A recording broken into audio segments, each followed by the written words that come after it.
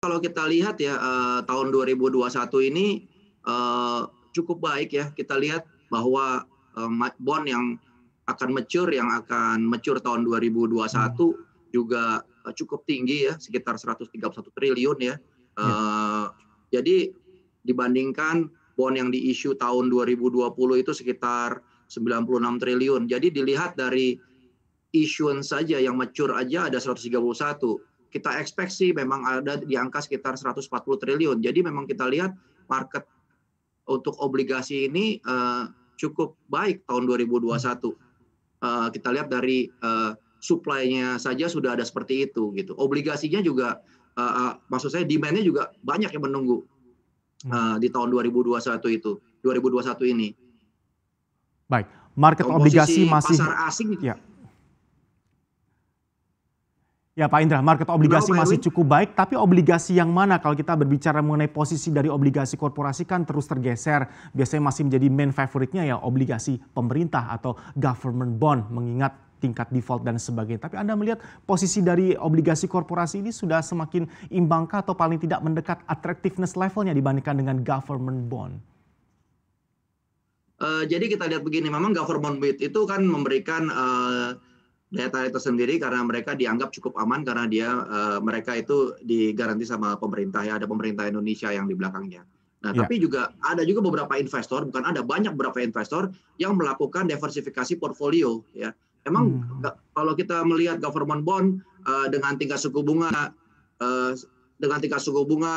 saat ini dibandingkan dengan korporasi ya, korporasi yang ratingnya di bawah government bond pasti akan memberikan, imbal balik yang lebih baik. Jadi memang hmm, para investor itu mencari, yield ya. Jadi mereka melakukan, eee eee, mismatch, portfolio.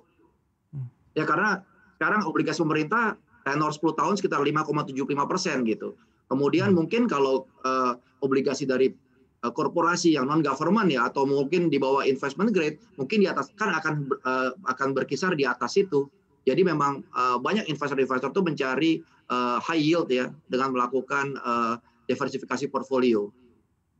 Baik, Pak Indra Saya Kampono rasa, bisakah ya. di-share bersama kita ini sebagai gambaran mungkin dari Fitch Ratings Indonesia, ada dari sisi jumlah mungkin Pak, berapa korporasi yang mungkin akan masuk ke dalam pipeline, mereka akan terkena downgrade atau mungkin malah justru ada upgrade di tengah situasi seperti ini Pak. Gambarannya seperti apa sih Pak figurnya untuk awal eee 2021 ke depan ini?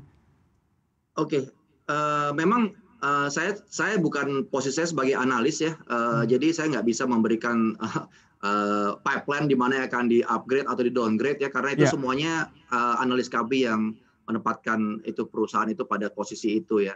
Kalau baik. kita lihat dari, rating definition sendiri ya, penempatan Hmm, negatif outlook itu kepada perusahaan yang menunjukkan pergerakan peringkat selama periode 2 tahun atau 3 tahun mereka mencerminkan tren keuangan atau lainnya yang belum bisa mempertahankan tren keuangan baik. mereka gitu. Nah, Hmm. itu akan di-downgrade ya. Sebaliknya, kalau memang peringkat positif outlook, itu menunjukkan tren peningkatan pada skala peringkat yang, lebih baik, itu memberikan, tren yang positif terhadap market. Install aplikasi kami CNBC Indonesia di Google Play Store dan App Store untuk mengikuti perkembangan terkini berita bisnis dan ekonomi.